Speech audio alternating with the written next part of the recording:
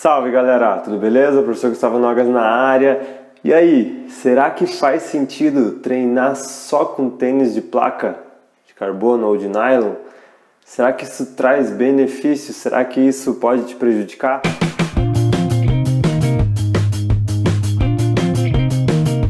E tem outra questão aí para levar em consideração, cara, que é uma visão minha, assim, cara, sempre falei isso, sempre defendi e coloco em prática em mim mesmo, que é recrutamento muscular, cara. Você ter um tênis muito macio, cara, não faz teu organismo se preparar da maneira adequada, né? Se fortalecer da maneira adequada. Questão de ligamento, de osso, muscular, tudo. Inclusive eu pratico a corrida descalço, né? Pensando nisso, cara, em ter um fortalecimento mais natural, né? De deixar que o teu corpo realmente reaja ao estímulo da corrida e não que o tênis faça esse papel. Muitas vezes as pessoas buscam tênis com amortecimento por causa disso, né? Ter conforto e tal, ter resposta, e acabam tirando do organismo o que ele realmente deveria fazer, de receber o impacto, né, de corrigir uma postura, uma passada, de ter uma transição de passada adequada de acordo com a sua mecânica de corrida. Então, cara, o tênis com placa ele traz isso também, porque ele tem essa sensação de conforto, de bastante amortecimento. E parece óbvio, né? Se você está tendo uma economia de energia, né, ali correndo com tênis com placa, é porque de fato tua musculatura não está sendo exigida como deveria numa corrida natural. Então, será que no longo prazo isso não vai prejudicar? Não vai ter um déficit? Você não vai ficar fraco? Né? Lógico que pensando nos atletas de elite, eles devem fazer avaliações e devem ter um acompanhamento de fortalecimento muito bom. Mas e para os amadores? Se você usar só o tênis com placa, você vai fazer um fortalecimento adequado para suprir, né, essa força e essa corrida natural, né, que um tênis mais baixo ou que um tênis sem amortecimento te proporciona, ou mesmo a corrida descalço? Então é uma dúvida assim que fica no ar e, cara, eu acho que é um malefício de você estar usando só o tênis com placa ou só o tênis com muito amortecimento. Eu já falo isso várias vezes, as pessoas às vezes procuram um tênis com muito amortecimento para tirar dor, né, pensando assim, para doer menos o joelho, vai ter mais conforto, mais amortecimento. E cara, na verdade a lógica não é bem essa. Se você correr descalço, por exemplo, você tem um impacto menor nas articulações porque teu corpo aprende a absorver aquele impacto de uma maneira natural. Então você deixa de ter dores e várias outras coisas correndo descalço ou às vezes correndo com um tênis mais baixo com menos amortecimento. Outro ponto que não tem como não comentar, cara, é a questão da durabilidade, né?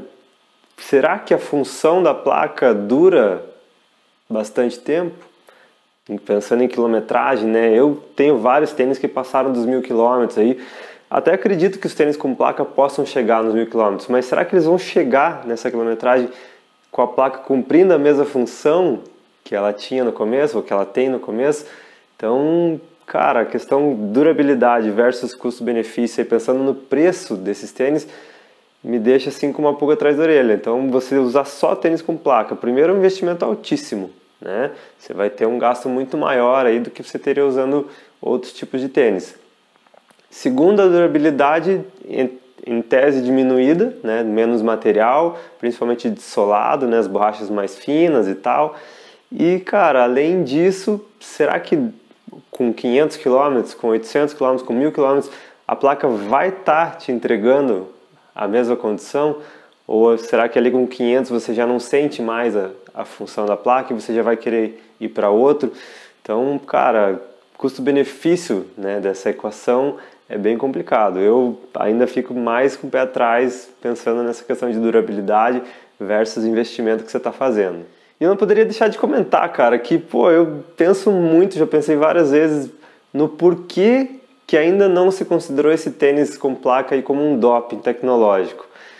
Poxa, se for pensar aí, teve aquele caso da natação, né, do maiô, tal, com barbatana de tubarão, nem lembro direito como é que era, mas, cara, eles descobriram uma maneira de ter no macacão ali, né, no macaquinho, na roupa de borracha, um benefício. Se não me engano era relacionado à flutuação do nadador e tal.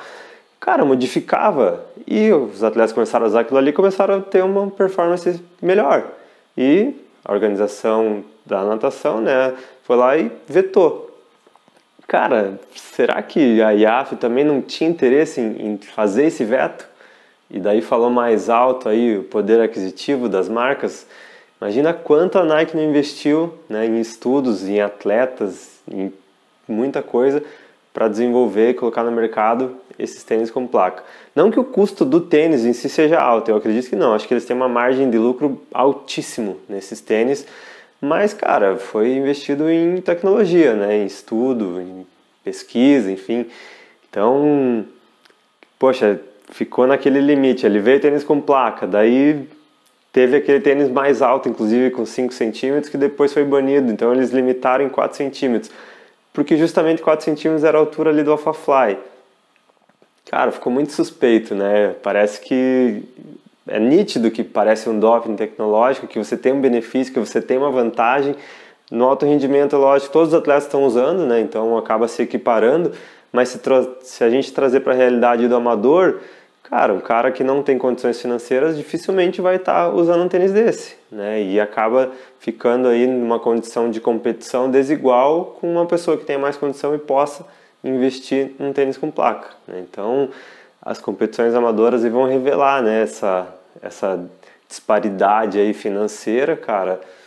Lógico que no alto rendimento não vai aparecer, principalmente porque os atletas são patrocinados aí, né, e têm condições, né, as marcas dão os produtos e tal, é o investimento da marca, mas para mim fica muito nítido, assim, um doping, uma vantagem, cara, gigantesca, uma vantagem gigantesca de você estar com tênis com placa de carbono, né, uma entressola mais alta, você tem economia de energia, você tem uma resposta, um efeito de mola, né, que é nítido quando você está correndo, cara. Então parece claro e óbvio que é um doping e que não foi considerado dessa forma por questões financeiras, né, porque as marcas com certeza investiram pesado, né, e venceram aí essa batalha, digamos assim. Eu fico pensando até, cara, como que estão sendo os treinamentos dos atletas de elite. Será que eles estão usando só os tênis com placa? Tanto nos treinos aí, né, diariamente? Será que eles têm alternado?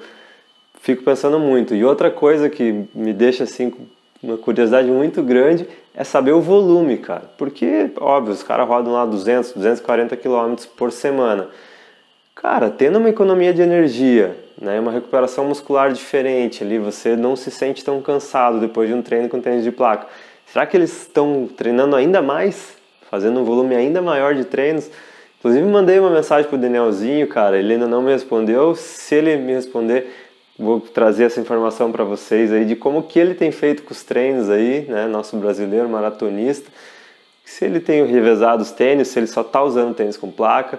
Uma curiosidade minha, se você souber, tiver contato com algum atleta assim também, manda aí nos comentários para a gente interagir.